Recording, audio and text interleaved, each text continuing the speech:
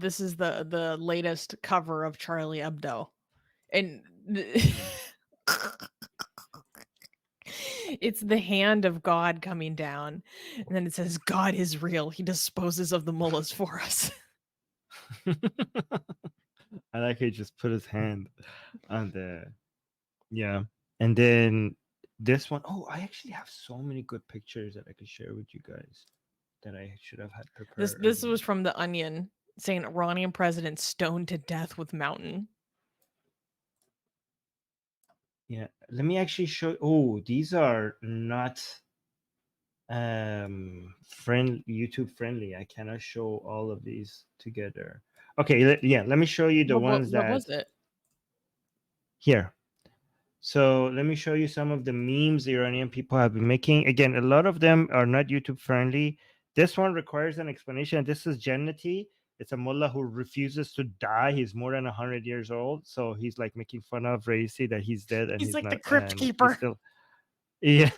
So this is a meme that I saw people, Iranian people sharing on social media, and I stand with helicopters. And this one was a big one because at the moment that people didn't know he's still alive or dead, people were wondering if, because the place that he went down, there's a lot of wild animals, and people were hoping that he's alive and he's being eaten by bears and coyotes and stuff like that. So people were sharing this. Devoured by the And Iranian mountain lions. yes, Oops. people were said, like, when people were looking for him, this was a very big meme, like a common meme going around everywhere. What else? Okay, let's do the videos. People are like, that's cold. Yeah. Okay. So I think I sent you did I send you this video? Did you see this yet? Have you seen this No, yet? I If haven't. no, okay, so you're gonna enjoy this then. All right. Oh wait. All right, so this is some Iranian people's reaction to when eventually the news of his death was official. So let's look at this video.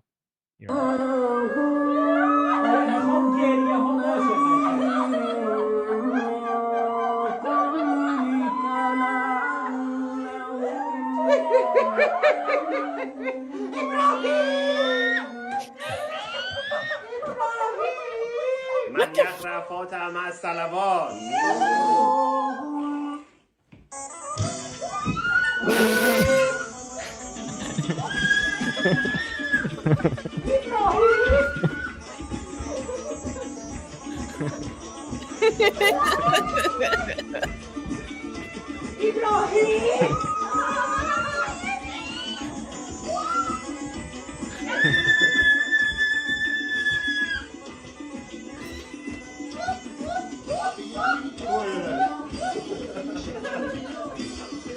The booty shaking under the chador is so funny to me.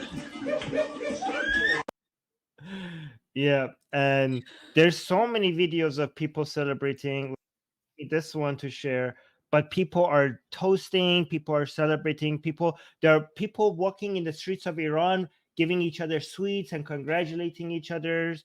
And also, by the way, the Iranian government brought in people from Afghanistan, and they admitted they brought 100, according to their own numbers, 100,000 people from Afghanis to participate in the morning ceremonies to make it look like people are sad. So they have a lot of aerial pictures showing a lot of people showed up for his memorial for in black.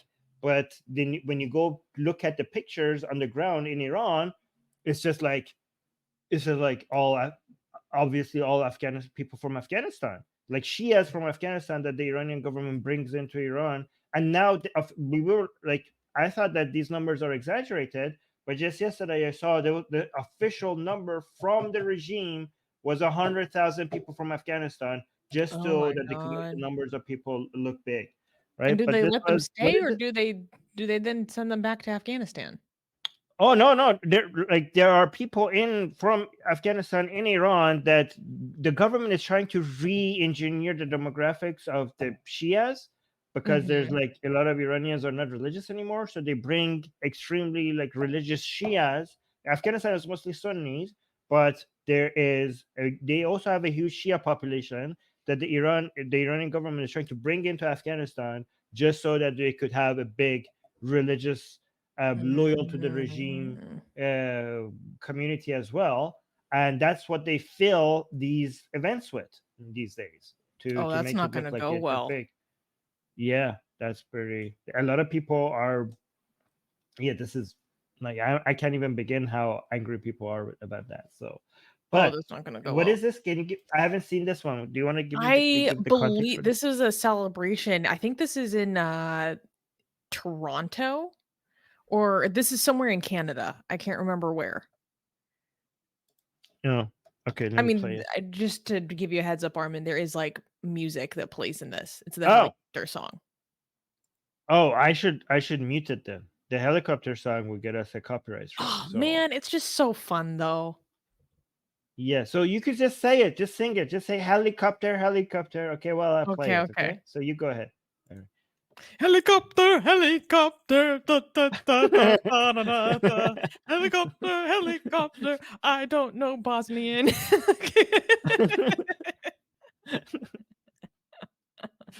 Wait, I have so many videos. I should have prepared.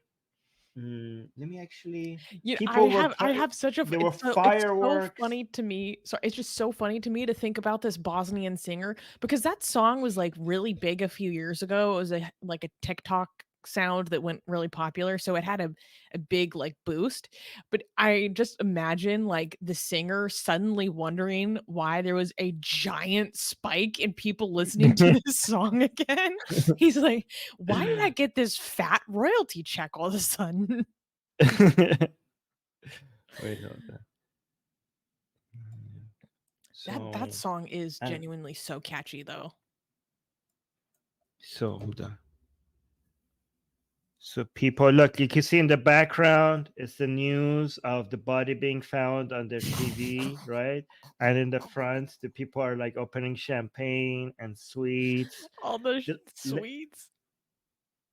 Yeah, the internet was flooded with people toasting and drinking and going to the park and giving random people Fireworks. sweets and congratulations. Yeah, there was a video, if I could find it, like people, like there was a mom and her child, somebody went with the camera like, here's some sweets, and she said like, what for? And she like, and they both started laughing and like, congratulations to you too as well. Like people in parks in Iran, they're just giving out each other sweets to each other and congratulating each other. So it's fantastic. It's so Amazing. many, like it. Yeah, it's flooded. What do you think about people who they're like, oh, we shouldn't be celebrating because this means that like we'll never get justice for the crimes that he committed? Like They're Shireen too Ebadi. optimistic about. I think they were too optimistic about what's going to happen eventually. Like this is probably the greatest justice that you're going to get. Like I don't know if I'm not that confident that these people are going to go, because some of these people, again, I'm not saying it will not happen. It might happen, but some of these people are so confident that the regime will topple and all of these people will have their day in court, and we will get to watch them be answerable to the Iranian people. Again, that might happen, but some of these people seem too certain about that happening, and we're like, oh, so sad that he died because we wanted him to suffer in jail and we wanted him in court. Like, okay, yeah, I don't think that's. I think this is. I don't think that you're too optimistic about what could happen. That's what I'm saying. Yeah, for like all the mass executions that happened in the 80s, only one guy who wasn't even that like high up has been brought to justice in a criminal court, and now he's in Sweden living in a cushy Swedish prison for the rest of his life. That's a good. Like, yeah. And I can't remember exactly how high up he was, but my understanding is that he was like not even close to being as influential in the mass executions as Raisi was. So like, what? I don't know. I mean, I understand why people would have that reaction, but I agree with you. I think this is like the best we're gonna get. Likely. I'm gonna find a writing by somebody. Let me just say, به جدی ترین شکل جدی گرفته نشد. Because there was a writing about Raisi's death that was just pure, beautiful. I don't know if I could find it. I don't know if but there was a writer, Iranian writer, who talked about Raisi, and it was like it was such a, he destroyed Raisi after his death. And one of the lines in his explanation about how insignificant Raisi is, he said basically he was not taken seriously in the most serious way possible. Like there's nobody that cares about this man. Like even like when it comes to both reformers, anti-regime people, or hardliners, this person has become the most insignificant president this regime has ever had. And he's just seen like his death, his death is seen as so unimportant, right? Inconsequential. Like inconsequential, right? When usually when a president dies in many countries, they, it's a sad event. But even in countries where the president is hated by some people, they they start cursing the person after he did. But only in Iran people turn his death into such a joke. Like he was such a joke, so inconsequential, and also so um unintelligent and so uneducated, so that his death has turned, like the way his death has turned into a mockery. This writer was saying it in such an eloquent way about how big of a joke this person was and how unseriously people took him, and how like even in the people in the mourning ceremonies where people were like pretending like they were crying over his death. One of the people that comes and manages, they call them madah, these ceremonies, and starts singing and crying at the same time. He was thinking about that we were expecting the supreme leader to cry in the same way that he cried about Qasim Soleimani, but he didn't cry. And perhaps there's some, there's a reason behind it that we should all accept. So That's actually very important, Armin. I want you, because we haven't talked about this yet. I want you to talk about the reaction from Khamenei, because we talked about it behind the scenes, but I think it's important for the audience to know. So immediately when Raisi died, Khamenei, well, when he was even before his announcement, even before it was confirmed that he's dead, Khamenei came out and said nothing will change, everything will go as if Khamenei announced that his death is going to be inconsequential to everything that we're doing before he was officially announced that he's dead. And then Khamenei himself changed the black robes because he's dead, so you're supposed to wear black, but he went from black to white very shortly after, which is bizarre. Like you could see when Qasim Soleimani died, Khamenei, like they made a huge deal out of it, and Khamenei was crying. You could see Khamenei visibly crying, but now they're not. He's like acting like nothing happened, and you could even see the highest officials of the regime when they were in these ceremonies. They were like smiling. They were chit chatting with each other. They were like even laughing over random things. As if this is just like a get together, like not actually a ceremony for someone's death. So it was just bizarre. And also, I don't know if you heard this, Susie. Raisi's mother came out and said that I hope if this is not God's doing, I hope the people who killed you die. Right. So Raisi's mother is acting like this was a murder. A murder. And Alam al Huda, or Iran's Santa Claus, which is also His father-in-law. Father-in-law of Raisi, which is some people see as a major force against Khamenei, a religious force against Khamenei.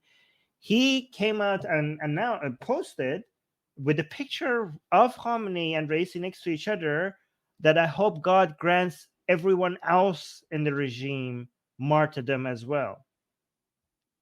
Wait. So he's like, so Raisi has been sounds like a threat. That is a threat, right? So with the Khamenei's picture, so Raisi said like, oh, my son-in-law is now a murderer. and great for him. And I hope God gives all of you martyrdom as well. Basically, people are seeing that as him accusing the regime killing Raisi, and he wishing martyrdom for them as well, as if like, I hope this happens to you. So that was, I'm not interpreting it necessarily like that, but that's how other people are interpreting it. Like, oh, I hope God gives you martyrdom. People are seeing that as a threat. Well, because here's the thing, because a lot of people are spreading conspiracy theories that this was Israel, partially just No, it's because not it's Israel. partially because of just standard out the box anti-Semitism, and then partially because of Israel's actual history of conducting assassinations within Iran's own territory. Yeah. But but when we have had discussions, Armin, you don't think it's Israel at all. If you think No. that if this was foul play, you think it was an inside if it was an inside job, you think it was an inside job from the regime, likely from Khamenei's If people it, yes. preventing a favored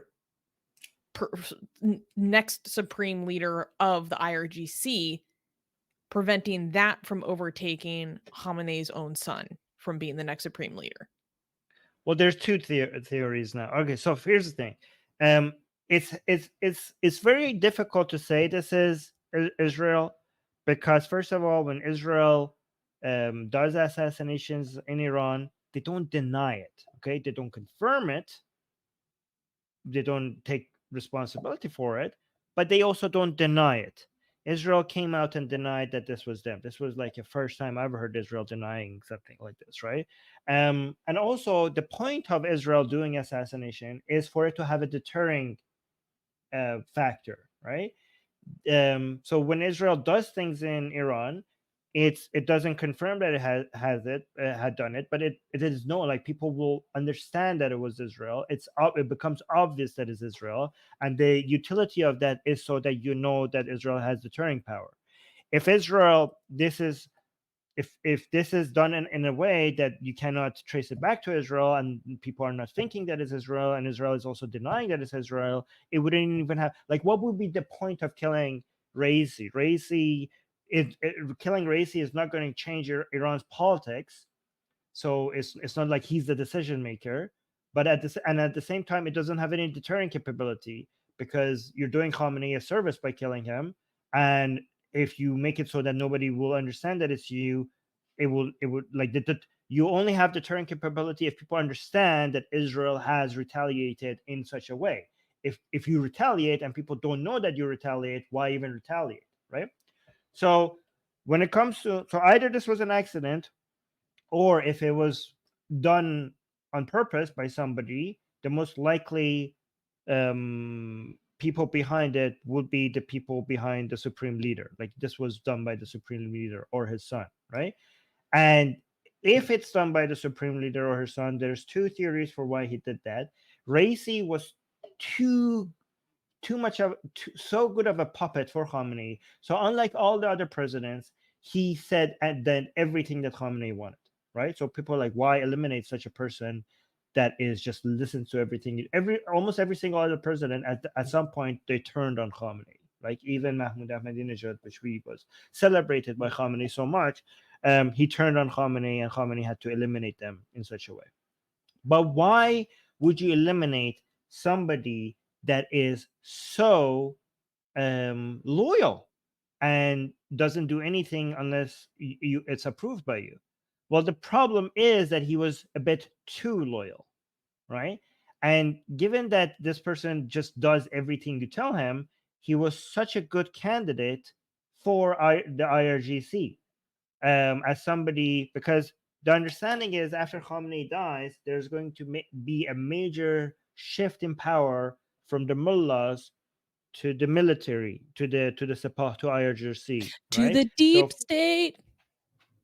Yeah, to the people, from the people with the turbans to the people with the guns. There's going to be a shift in power from Beit Rahbari to Sepah, means from the house of the supreme leader to the IRGC, right?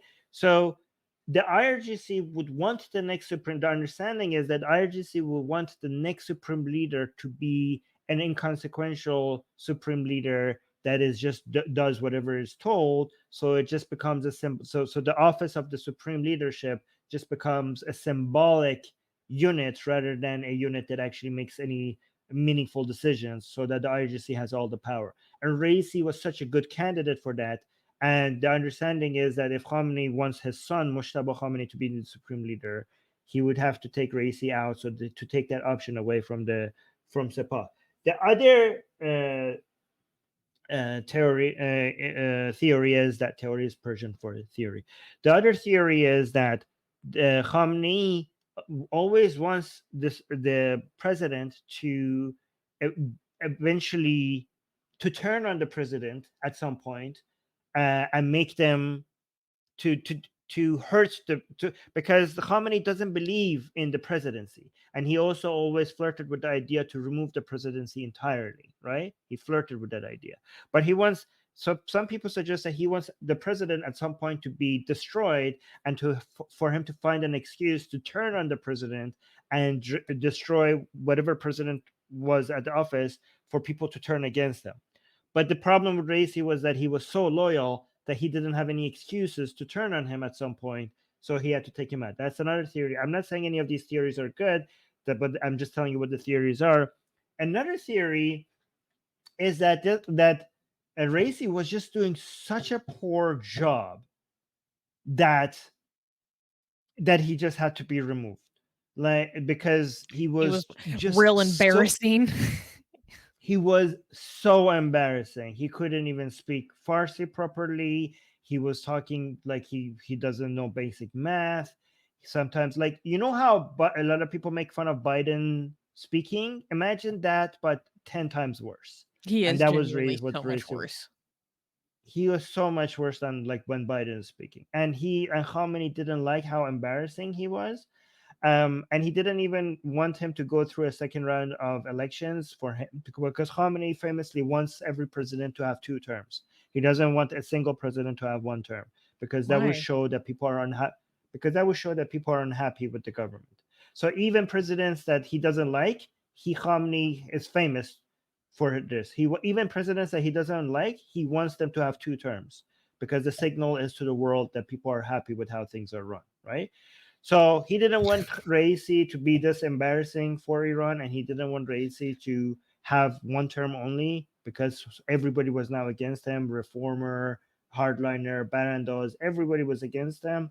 And he just found it, and he was just being so bad that he thought that he might want to take him out. So these are the 3 working theories right now. I don't know which one of them is true. I don't even know how to calculate the probability of all these things. There's just too many unknowns and too many things happening behind the scenes that I'm just like going to say, I don't know what's happening, right? It could have been just an accident. It's just weird. I mean, I know like that out of the 3 helicopters, No, the but one we that didn't goes even down. talk about how there was the helicopter that was flying before them that said that the weather conditions were fine. Oh, and that there was the one yes. dude who survived for a little while Yes. enough to get on I the don't know. radio. What No, did he not tell radio, them on the the radio? telephone. So the person that was behind the helicopter behind, he said that actually the weather was completely fine. And he also mentioned that I called the telephone of the pilot of the helicopter, and when we lost the helicopter, and the Friday, the mullah, one of the mullahs, one of the a main mullah who was a significant mullah. Okay, I'm not going to say what he is, right? And in the helicopter that Raisi was on answered, and they like after the crash, and he was like, where are you? He answered, I'm in the middle of the trees. And then they're like, what happened? And he's like, I don't know. And it's like, is everyone else alive? And he said, I don't know, I don't see them. And he said that on Iranian national TV that he talked to the guy. So now they all gone radio silent. So the regime is telling them not to say anything anymore. But this just brings up so many questions. is this man telling the truth? And if not, why would he lying about something like this? If he's telling the truth, why would he have the phone of the pilot in his hand? And if he has the phone of the pilot in his hand, how come he's not seeing the other people? If he was alive to be able to talk, how did he die eventually? Because everybody died. So how is he dead? Because he was well enough to talk on the phone. If they could call his phone, how did they not find them? Because the phone was giving a signal. You should be able to find the location. They couldn't find them for 16 hours. So they come up with an And explanation from what? sorry. They asked the US to help Oh yeah, they asked find you. him.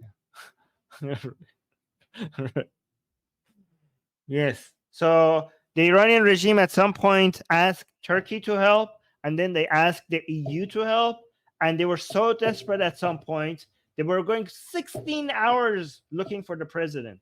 16 hours that So they asked the United States of America to come find our president. That's what the Iranian regime did. They asked help for the American regime. That was insane. So like, it would have been really bad if they wouldn't ask the Israelis. We have a They're missing like, president. okay, Israelis, Mossad, we know you tracking this dude. Can you help us find him? Right, that was the most embarrassing part. My god. We This is should like play if we this lost one. Biden on his way to go to the breakfast hall. It was like, North Korea, can you help us find Mr. Biden? He took a wrong turn while going to go eat his oatmeal. And we can't find the president. Okay, so what we're watching here is a series, like the latest in a series of videos. So this is every time somebody dies, these people add another video of Khomeini. So Khomeini was the first supreme leader in Iran. So based on these series of videos, the understanding that he's in hell, and every time an official of the Iranian regime dies, they make a new video of them going to hell as well and meeting Khomeini there, right? This is so funny. From the tiny bit of Persian I know, I understood. It was so funny. So I'm excited to get the full translation. Should we watch the entire thing and then I translate, or should I translate line by line? No, we should translate as we go. As we go. Oh, by the way, the first joke I remember, as soon as the helicopter went missing, I remember the first, because Raisi is famous for being stupid and uneducated. So the first joke I remember was Raisi said, like the people say that the reason helicopter went down is that Raisi said, like, it's so cold that I turned off the fan in front of our head. I had to turn it off because it was too cold. And that's how the helicopter went down.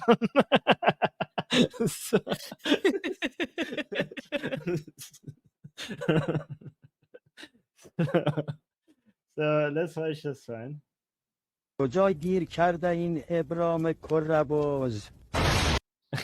Like, where has Ebrahim means Ebrahim because that's his first name. Like, where is this, donkey, with this goat Ebrahim? Where is he stuck now? So now they enter hell. So the people that enter hell is now Raisi and Abdullahian, which is the foreign minister. Oh yeah, okay.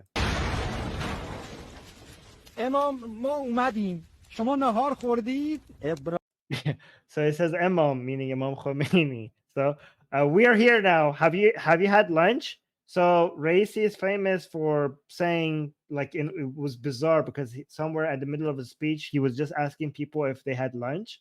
And now every time people make fun of him for that, for some weird reason, like, why is he always so concerned with people having lunch or not? There was a joke about like the bears and wolves in the forest coming out into the city, and like there's a crazy man in the forest now asking us if we had lunch. So anyway, it's an ongoing joke.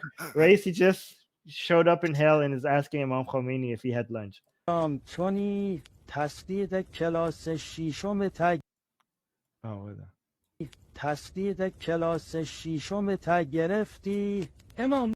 okay, so Khomeini is asking him if he has if he finally finished 6th grade, because he is famous. because Raisi is famous for only passing 6th grade, like elementary school to grade 6, and not having any educations beyond that.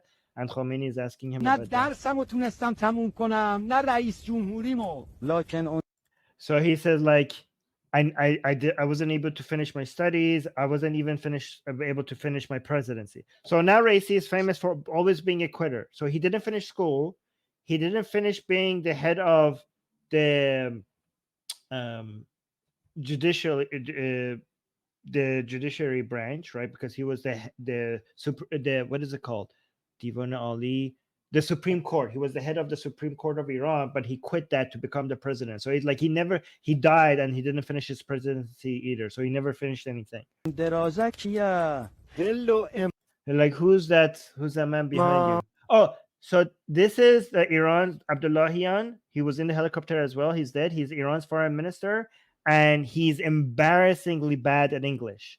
And people were So funny.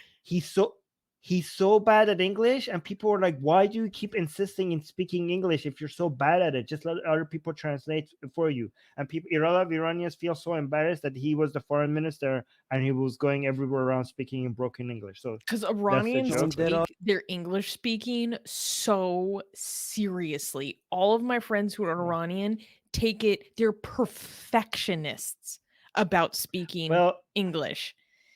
That's my experience. I mean, I'm always like, you guys it's speak great English. What are you talking about? Like, no, I mean, like a lot of them, don't speak good English, but it's seen, if you have bad English, it's seen as a sign of being uneducated. So a lot of people who are not good in English, they're embarrassed, like they're obsessed with making it perfect, so they're not seen as uneducated, right?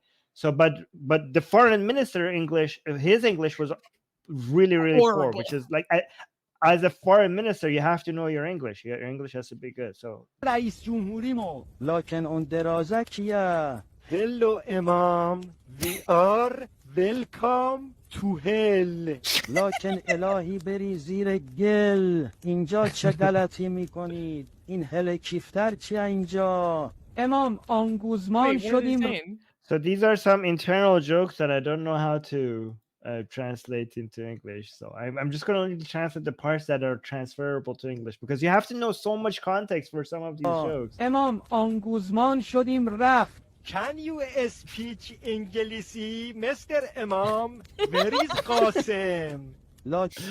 Where is Qasim? Where is Qasim? He's asking Qasim Soleiman. Can shut up. قاسم داره shut up. قاسم داره کتلت شامو گرم میکنه. Oh, Qasim is like, shut up. Qasim is preparing cutlet for dinner. So امام چرا تو دیگ نشستی؟ مسکن نداری؟ میخوای 1 میلیون مسکن بسازم برات؟ okay. This is good. He's like, oh, Imam, why are you sitting in a pot? Do you not have a home? Do you not have a house? Do you want me to build you 1 million houses? Because Raisi famously promised building millions of residents, like houses, and it was such an insane promise that everybody knew that it would not be. He just promised during his presidency he would just come and build millions of houses, and that never happened. And people knew that would never happen because it was an insane promise. So he's wondering, why does Imam Khomeini, why is he sitting in a pot, and if he doesn't have a house, he could build him one. خفه تو از کی تا حالا مسکن ساز شدی تو اعدام میکردی که He's like, shut up. Since when are you into real estate? You were in charge of executions, not like real estate. Like, so during Khomeini's time, Raisi was in charge of. He was in the death council and he was in charge of killing so many people. Like, so after how come your responsibility has changed since I've died? امام یادش بخیر اولین طنابو خودت به دستم دادی. میگم اینجا کسی نیست. Okay, so now Raisi is saying like, oh my God, those good old days, happy memories. I remember you gave me the first news. You put the first news in my hand yourself. Like, and now he's saying like, is there anyone here that we could execute? دادی. میگم اینجا کسی نیست اعدامش کنیم. جانتو بیا دستگرمی چند تا حکم صادر کنیم. And like, please come just for fun, let's have some rulings. Like, if there are there any people here that we could execute? Let's just for the good old days, just for fun, let's come pass some rulings here together. خیلی خری سید علی تو چرا باهاش نیامد Okay, so I don't. This one doesn't have the complete video, because here Khomeini tells him that we're in a place now that we don't give rulings; they give rulings on us. We don't have the Mm. capacity to give rulings anymore. So this is not the complete. So now he's calling Khamenei and he's asking why Khamenei didn't come with تو him. چرا باهاش نیامدی لکن اونجا چه غلطی میخوای بکنی بلند شو بیا اینجا Like, Khamenei, what the f are you doing there? Come here. قاسم کتلت هست محسن آملت هست ابرام سوهاری هست So he says we're all here. Qasem Kotlet, Mohsen Omelet. Now they all have their names. یه سید علی شیر برنج مونده که سفرمان تکمیل بشه So every one of them is getting a name of a food, like Qasem with kotlets and Mohsen with omelette, and every one of them is getting a name. And he gave another food for Ali Khamenei. He said, like, our dinner night will be complete if you show up as well. We will have all the food. امام دیگه اینجا و اونجا واسه من فرقی نداره Khamenei is saying, like, dear Imam, here and there there's no difference between here and there anymore. Basically saying it's hell here on earth. جفتش جهنمه لکن چی شد امام دارن میان Oh, that's the sound of the people coming to his house. So, like, oh, Imam, they're coming for me. So this is like kind of looking forward to what will happen. So yeah, that was that. Like, Imam, he's like, Imam, they're coming for me. So he's saying that you could see the sound of explosions and the sound of the people coming for him. Man. So Oh my god. foreshadowing a revolution. Yeah. I love the impersonation of the voices too. Yeah, it sounds pretty. Yeah, the way they do A little Khamenei's voice and his like crying is so perfect. Yeah, there was a. Hold on, if I could find it. Yes, there's so many impersonation of Raisi's sound and people making fun of him. There were recordings of him in the forest, calling people, asking for, saying, "I'm fine." Oh and just yeah, you eating sent Abdullah. that to me. Yeah, do I have Like that? That memes was of so good. the phone calls he sent asking for help. Oh my god. One thing that I just wanted to touch on before we finish today is like the reactions from the international community. And I just Oh, wanted yeah. your take on it because we saw Oh like, yeah, what's up with you guys?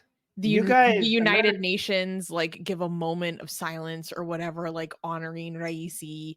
And then for a certain extent, like there are certain nation states where, you know, they give their apologies and that's like completely expected, blah, blah, blah. But then when Right. the US did it, that was a little bit of a shit show. And there's been a giant reaction to that. So I just wanted Yes. kind of your take on it because especially with the United Nations, not that I expect much of anything from the United Nations nowadays, to be completely honest. It just seeing, I don't know, even going through the ritual of honoring this man, I think is so evil and despicable. And it's such a slap in the face of the Iranian people. And also just from an American perspective, like the Democrats are doing such irreparable harm to their reputation in the Iranian community. It's like a joke at this point. So I just wanted to hear your thoughts on it. No, I mean, everything you said, plus a lot of Iranian people were so angry. Like the Justifiably. the United Nations doing its thing. Iranian people already expect the United Nations to be sympathetic to the Iranian regime. The EU doing that was also horrible, but a lot of Iranian people didn't expect much from the EU anyways. Yeah. But then when the American foreign minister came out and gave their condolences for Raisi's death, a lot of Iranian people were so angry. they couldn't believe, like, I mean, they could believe, but this is why a lot of Iranians were also against the Democrats all the time. This is why so many Iranians are would welcome Trump winning the elections, because they have come to believe that the Democrats are too weak when it comes and too friendly with the regime that is oppressing them. Like, imagine going through all of the killings and the RAPE and the torture and the oppression of Iranian people, and the United States all during the master revolution, the American regime pretending like they decide on the people, that they condemn this regime. But then when Raisi dies, the United States comes and officially sends a message of condolences towards who? Raisi, who is one of the biggest Mass criminals. murderer. Like, like, he was responsible for the executions of thousands of people simply because of political dissent, with no court proceed, like no court. Like, we're talking about 1980s executions. These were thousands of people who were executed without even a day in court, without any lawyers, not based on any crimes, only based on not being loyal to the regime. This is one of the most forgotten mass executions of in modern history. And Raisi was responsible for that. He was in charge of that. And the United States is now sending a message of condolences to the Iranian regime for his death. Like, what is the message you're sending to the Iranian people when you do that? It was absolutely unbelievable. Like, the level of anger and disappointment from Iranian people was huge. It was Irreparable damage. Really irreparable damage. Yes. But then didn't they come out and like give an explanation for like how they did it? They Yeah, tried it to like wasn't. paint it off being like, "Oh, it's not what it looks like." But well, can you explain that? I mean, they gave condolences anyway. So they came out and said, like, listen, we always do this, right? We always do this with every country, even countries who we're not friendly with. And they tried to say, look, nobody important said that. Like, the president didn't say that. It was just the foreign minister, Yeah, they but it basically didn't. say like we kicked it as low down the totem pole as we can go. And they were Right. the one to issue the condolences to like show that it's not coming from the office of the president, that it's but Yeah. that doesn't matter to people, frankly. Yeah, it doesn't matter to people. Like, just giving condolences to the person that mass executed a lot of Iranian people, and right after the mass revolution, when you said, you just said, that's what people see. Like, even you say this is protocol, but Israel didn't send any condolences, and Israel was like, Israel came out with a message of sharing the happiness of Iranian people, right? So you can see if Israel did that, then you could show that you don't have to follow protocol. When Israel came out and said that we celebrate Iranian people's happiness at this moment, you're showing that countries can have a different narrative, right? And by the way, this is why Iranian people love Israel. It's because they're so anti-Iranian regime, unlike any other country. Like, if Iranian people are looking for a country to love, they look at United States and they get disappointed. They look at Europe and they get disappointed, and they look at Israel and they see such aggressive position against the regime, and they're like, yeah, that's what we want. That's what we consider an Unapologetic. ally. Unapologetic. Yes, that's our ally. That's our ally. Yeah. Yeah. Yeah. Yeah. You know, I was at a conference in Washington, D.C. recently, and there was a private dinner where John Bolton was speaking. And I was not expecting to agree with John Bolton as much as I did. And he was basically saying, he was in his speech, he was talking heavily, very specifically about Iran. And he was saying the position that the United States should have towards the Iranian regime, and this has been our mistake for over 40 years now, is our one position, the position should be regime change in Iran. We should stop pretending like we could ever be diplomatic enough for them to act like a normal functioning state. No, they're an aberrant state. It's part of the thesis. It's part of the and what was so interesting, Armin, I don't think I told you this, was that people were asking questions of him, and during this Q&A, someone just straight out came and said, "Okay, you think that we should have our position, or the position should be regime change? What does that mean in terms of operations? Do you mean CIA?" Meanwhile, I'm sitting there, I'm like, "Do people just say this out loud in DC? What the hell?" Like, and he was literally like, "No, we don't need to do that at all. We just Hmm. need to stop validating their murderers, and the Iranian people will take care of the rest." That's a good answer. And Actually, I'm like, I didn't think. if Warhawk John Bolton is like, "No, we just need to get out of their way." Don't Yes, and that's what they run. And He's that's like, what. John Bolton, famous for regime change things, is literally like, "No, we literally don't need to involve the CIA. Just get the fuck out of the way." I was like, "Damn, this is And not what I that's was what a expecting." lot of Iran. That's what a lot of Iranian people are asking for. They're not asking for United States to come and invade and do regime change for them. They're just like, just get out of our way. Stop supporting our murderers. Because if you stop supporting them, if you just don't let them, sell their oil and send their gas, and stop with this policy of appeasement, because you're making them strong enough for us to be for us to be difficult for us to remove them. Just get, if you're not going to help, at least just get out of the freaking way. Yeah, That's what this is they're why asking. I Yeah. strongly, based on the information I have right now, I strongly support the maximum pressure policies, because we've been in an Right. era of appeasement, and we can see what it means to people domestically. And literally, you can see, like, because we have all these enforced, like, sanctions and stuff on the books, but it actually takes teeth to enforce them. We haven't No, been no, they're not being enforced. They're on exactly, purpose. The Biden administration. So we have sanctions on the books, but the Biden administration is not enforcing them on purpose. Right. exactly. So Iranian regime is selling a lot of its oil through Malaysia to China. Right. And the United States knows that and is letting it happen on purpose because of the price of oil. For the price of oil not to get too high. And what do we see in response? It's literally like a perfect graph where it's like you see the number of executions happening domestically to the Iranian people, eg- almost Right. perfectly correlate, just skyrocket to historic levels of domestic executions. So yeah, I'm full maximum pressure all the way, Yeah. because that's my understanding at this moment, and it's just very, very upsetting. It's very, very upsetting.